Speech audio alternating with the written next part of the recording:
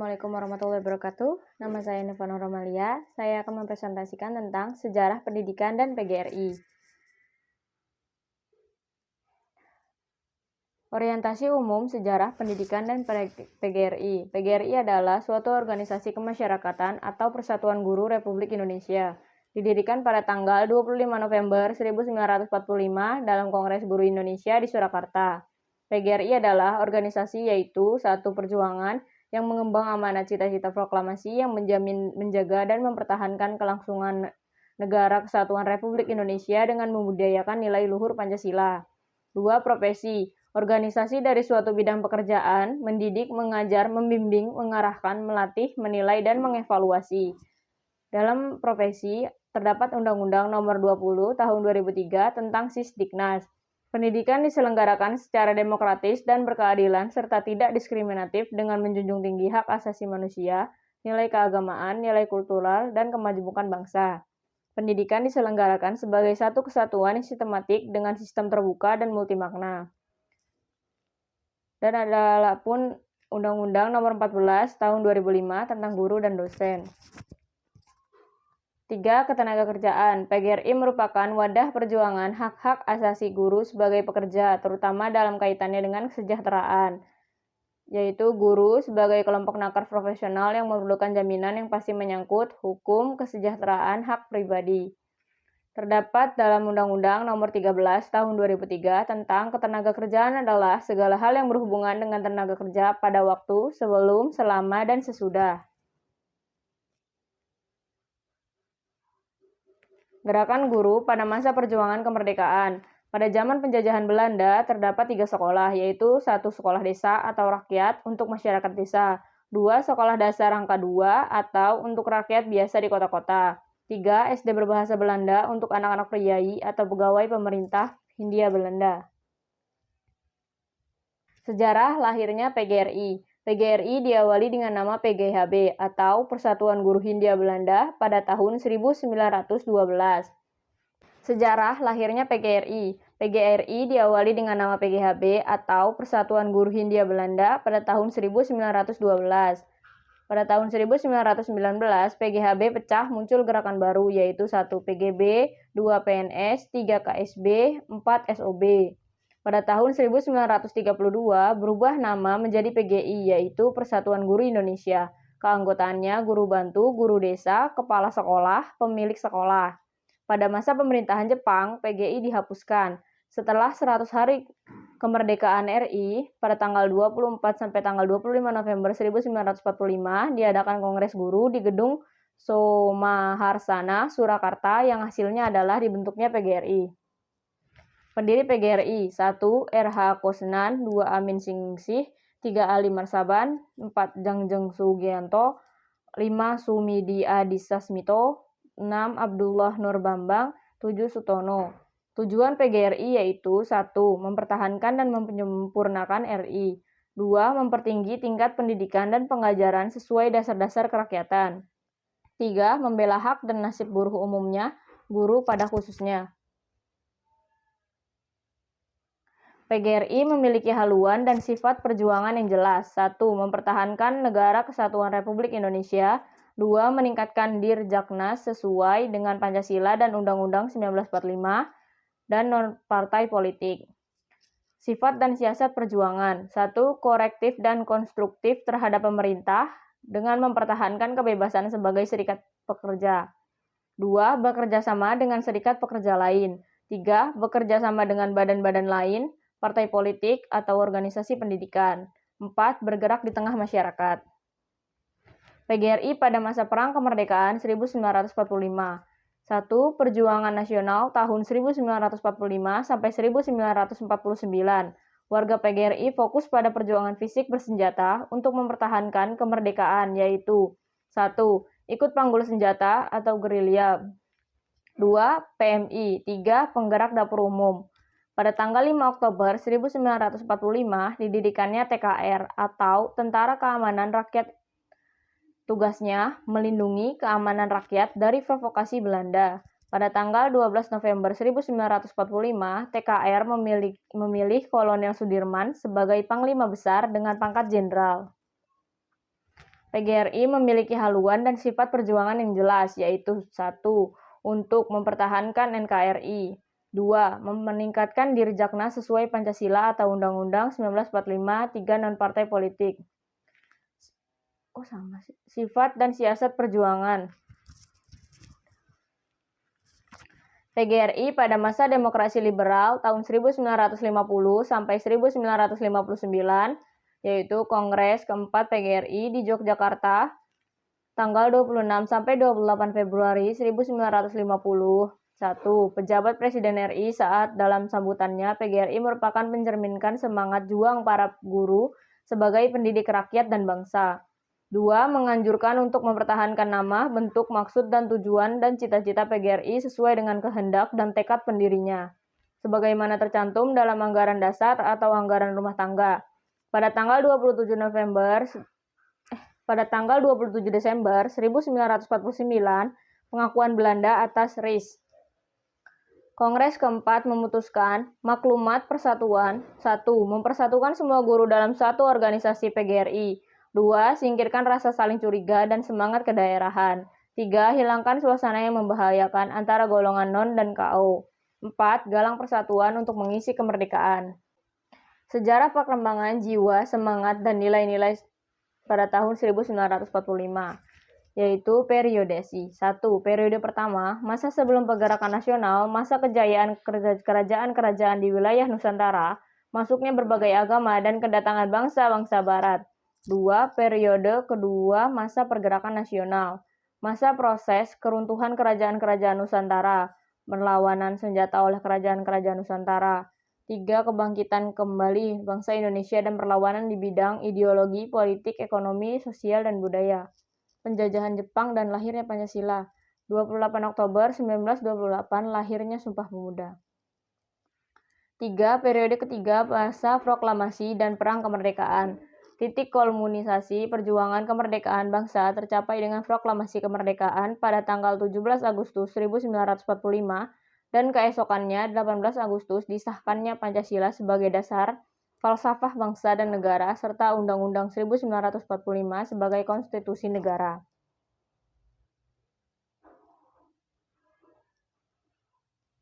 Periode keempat, masa perjuangan mengisi kemerdekaan. Perjuangan masa ini tidak batas waktu karena perjuangan bermaksud mencapai tujuan akhir nasional seperti tercantum dalam Undang-Undang 1945 ini merupakan daya dorong yang kuat untuk menghadapi segala ancaman, tantangan, hambatan, dan gangguan. Metode kelestarian JSN 45.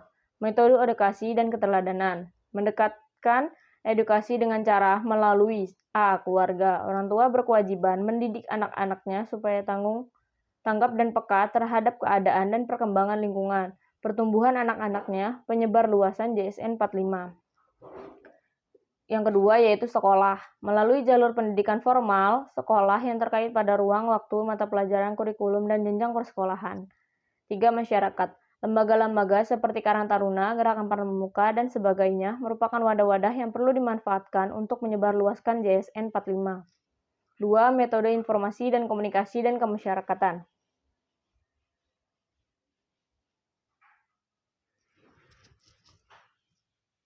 Sejarah perjuangan PGRI 3 atau Orde Baru. PGRI dijadikan tempat perebutan pengaruh antara PGRI Kongres Anti PKI PGRI NF Provinsi PKI pasca G30S PKI. PGRI membentuk KAGI pada tanggal 2 Februari 1966.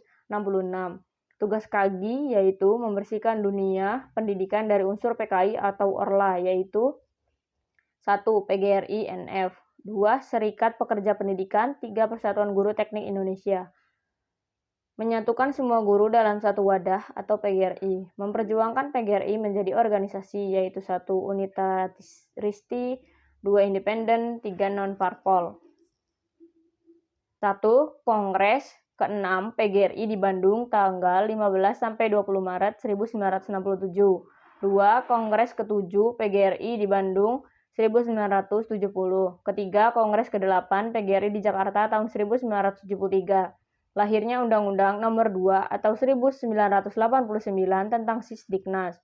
Pendidikan nasional bertujuan mencerdaskan kehidupan bangsa dan mengembangkan manusia Indonesia seutuhnya, yaitu manusia yang beriman dan bertakwa terhadap Tuhan Yang Maha Esa dan berbudi luhur, pekerti luhur, memiliki pengetahuan dan keterampilan, kesehatan jasmani dan rohani, kepribadian yang mantap dan mandiri, serta rasa tanggung jawab kemasyarakatan dan kebangsaan. Perjalanan PGRI pada era reformasi. Tantangan era reformasi. Sebagai organisasi pembelajar, PGRI harus memiliki kecakapan untuk 1. Lebih siap berpartisipasi dan beradaptasi dengan pengembangan lingkungan. 2. Untuk lebih cakap agar belajar dari pesaing dan mitra kerja. 3. Belajar secara efektif dari kesalahan-kesalahan sendiri. 4. Mempersingkat waktu yang diperlukan untuk menerapkan perubahan strategi. Jati diri PGRI adalah sebagai berikut. 1. PGRI sebagai organisasi profesi. 2. PGRI sebagai organisasi perjuangan. 3. PGRI sebagai organisasi ketenagakerjaan. Misi PGRI 1. Misi nasional. 2. Pendidikan nasional. 3. Pembangunan nasional. 4. Profesional. 5. Kesejahteraan. Strategi PGRI, intensifikasi silaturahmi secara vertikal, horizontal, dan diagonal, baik secara eksternal maupun internal. Optimalisasi kemitraan secara berimbang dengan berbagai pihak terkait atas dasar saling menghormati secara sistematik, sinergik, dan simbolik. Aktualisasi program kerja yang lebih terpusat pada hak dan martabat anggota. 4. Transformasi manajemen organisasi dalam sebagai tingkat organisasi. Strategi PGRI dilakukan dengan 2 cara, yaitu 1. Melakukan perjuangan melalui kekuatan internal dan kerjasama. 2. Dengan berbagai jalur melalui organisasi, birokrasi, dan politik. PGRI pada era otonomi daerah. Keorganisasian yang harus dicari solusinya dengan segera pada masa otonomi daerah, yaitu 1. Otonomi daerah sudah bergulir dan untuk itu adaptasi PGRI baik di tingkat pengurus besar maupun daerah harus cepat dilakukan. 2. Adaptasi organisasi dalam konteks otonomi daerah. PGRI di daerah harus memiliki kualitas keberdayaan, kemandirian, kereaktivitas, dan wawasan yang unggul dalam mewujudkan kinerjanya. 3. Program-program kerja yang harus berfokus pada amanat anggota dan sesuai dengan kondisi daerahnya. 4. Kualitas sumber daya manusia PGRI merupakan modal utama dalam mewujudkan kinerja organisasi pada era otonomi daerah. Jati diri PGRI, ciri-ciri PGRI dan lambang panji PGRI. Pengertian jati diri PGRI yaitu perwujudan dari sifat-sifat yang khas PGRI yang profesionalisasi yang didasarkan pada falsafah negara Pancasila dan Undang-Undang 1945, serta jiwa, semangat, dan nilai-nilai 1945. 1. Sifat PGRI yaitu unitaristik, independen, dan semangat. 3. Ciri-ciri jati diri yaitu nasionalisme, demokrasi, kemitraan, kekeluargaan, profesionalisme, unitarisme, kemandirian, non-partai politik, jiwa, semangat, dan nilai-nilai 45. Tujuan jati diri. 1. Tegaknya keberadaan PGRI, tumbuhnya rasa bangga ikut memiliki. 2. Pencapaiannya LDDKP yang tinggi dalam pelaksanaan tugas pokok dan fungsinya. 3. Memiliki kemampuan dalam mengantisipasi setiap perubahan akibat perkembangan masyarakat, ilmu, dan teknologi. 4. Terwujudnya pengamanan, pengalaman, dan pelestarian Pancasila dan Undang-Undang 1945. Macam-macam fungsi jati diri. Sebagai pedoman gerakan perjuangan bagi anggota organisasi, sebagai sarana pemasyarakatan ekstensi dan misi organisasi, sebagai sarana perjuangan dalam rangka mempertahankan, meningkatkan, dan mengembangkan organisasi, sebagai pembangkit perjuangan PGRI, sebagai wahana penerapan rasa kebanggaan pada anggota atau warga PGRI. Misi jati diri. Misi jati diri adalah suatu wahana untuk menampilkan citra sikap, semangat, dan karakter dan organisasi keguruan yang mampu melestarikan nilai-nilai perjuangan dan profesi keguruan. Berikut lambang, panji, dan PGRI. Bisa kita lihat ya, yang memiliki arti cakra atau lingkaran yang melambangkan tentang cita-cita luhur dan daya supaya menunaikan kepengabdian yang terus-menerus. Lembaga-lembaga pendidikan PGRI. PB PGRI membentuk YPLP PGRI sejak tanggal 1 Januari 1980. Tugas pokok YPLP PGRI yaitu 1. Melakukan pembinaan, pengelolaan, dan pengembangan 2. Lembaga pendidikan PGRI di seluruh Indonesia dan bertanggung jawab langsung pada PB PGRI. Tahap pelaksanaan tugas April 1981. 1. Jumlah TK atau SD, SMP, PT atau SMA, TA, PGRI berjumlah 1.530. Jumlah guru 18.711 orang. Jumlah murid 221.063 orang. Jumlah perguruan tinggi PGRI 229. Jumlah dosen 213 orang. Jumlah mahasiswa 1.729 orang. Tanggal 18 sampai 20 Mei 1981 diselenggarakannya Mukernas. Menghasilkan keputusan 1. Penyeragaman nama yayasan menjadi YPLP PGRI. 2. Menetapkan AD atau ART YPLP PGRI. 3. Menetapkan PPLP PGRI yang bersifat nasional. Keputusan Mukernas khususnya YPLP PGRI tanggal 12 sampai 13 Juli 2002. Merubah nama Yayasan Pembina Lembaga Pendidikan Persatuan Guru Republik Indonesia atau YPLP PGRI menjadi Perkumpulan Pembina Lembaga Pendidikan Persatuan Guru Republik Indonesia atau PPLP PGRI. Jati diri Lembaga Pendidikan PGRI pada perguruan tinggi. 1. Dasar pendidikan meliputi Pancasila, Undang-Undang 1945, Operasional GBHN, segala peraturan perundang-undangan tentang pendidikan nasional. 2. Tujuan pendidikan mengacu kepada Undang-Undang Nomor 2 Tahun 1989 tentang Sistem Pendidikan Nasional. 3. Pendidikan tinggi seperti tercantum dalam Undang-Undang Nomor 2 Tahun 1989 dan PP 30 Tahun 1990. 4. Kurikulum. Kelompok mata kuliah khususnya MKK yang meliputi pendidikan, kemudahan, pendidikan politik dengan beban minimal 4 SKS meliputi 6 SKS. Strategi pendidikan meliputi strategi pendidikan makro dan proses pembelajaran mengajar KBM. 6. Supervisi meliputi peningkatan status perguruan tinggi PGRI, meningkatkan kualitas, kuantitas staf, peningkatan sarana dan prasarana, meningkatkan upaya penelitian dan pengembangan serta pengabdian masyarakat. 7. Peserta didik, 8. Ketenagaan, 9. Tata tertib.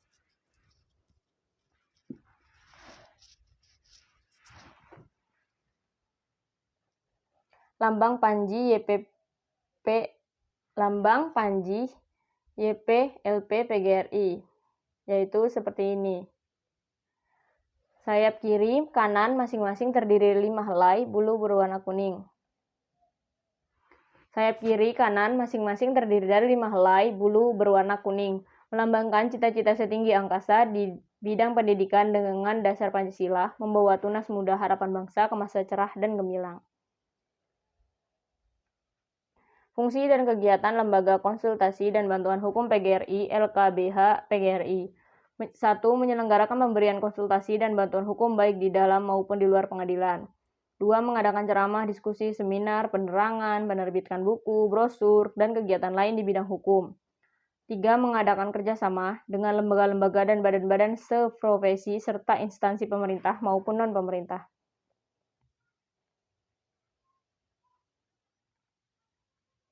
Pendidikan profesi guru. Pengertiannya, sertifikasi adalah proses pemberian sertifikasi pendidikan untuk guru yang telah memenuhi persyaratan.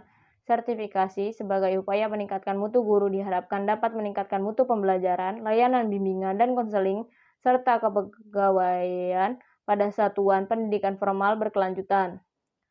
Melaksanaan sertifikat dapat dibedakan dua macam, yaitu 1. Sertifikasi guru dalam jabatan, 2. Sertifikasi bagi guru prajabatan. Tujuan program PPG. Program PPG bertujuan untuk menghasilkan calon guru yang memiliki kompetensi dalam merencanakan, melaksanakan, dan menilai pembelajaran, menindaklanjuti hasil penelitian, dengan melakukan bimbingan dan pelatihan peserta didik, mampu melaksanakan penelitian dan mengembangkan profesionalitas secara berkelanjutan. Penyelenggaraan program PPG. Program PPG diselenggarakan oleh PT yang memiliki lembaga pendidikan tenaga kependidikan yang memenuhi persyaratan dan ditetapkan oleh Menteri. Persyaratan bagi LPTK penyelenggaraan program PPG. 1. Memiliki program studi pendidikan S1 yang sama dengan program PPG yang akan diselenggarakan.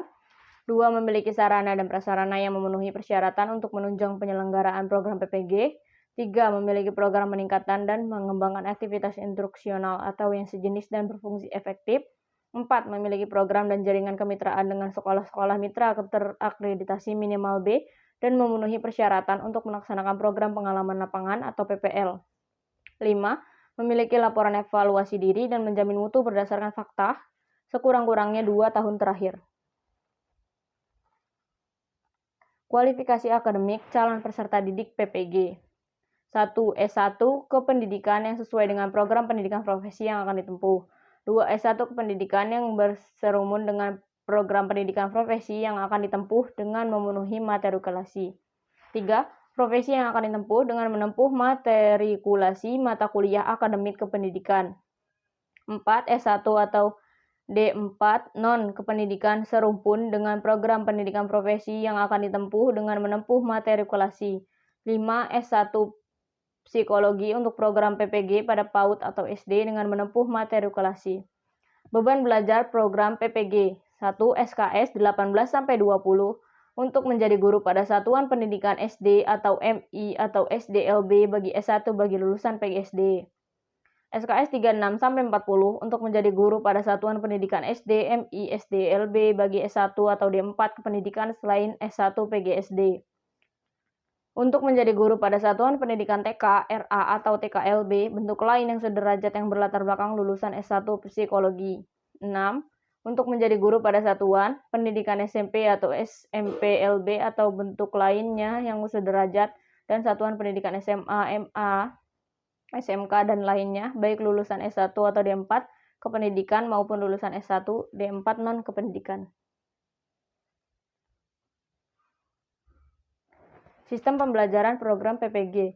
Sistem pembelajaran mencangkup perkuliahan, praktikum, dan praktek pengalaman lapangan yang diselenggarakan dengan pemantauan langsung secara intensif oleh dosen yang ditugaskan khusus untuk kegiatan tersebut, dinilai secara objektif dan transparan.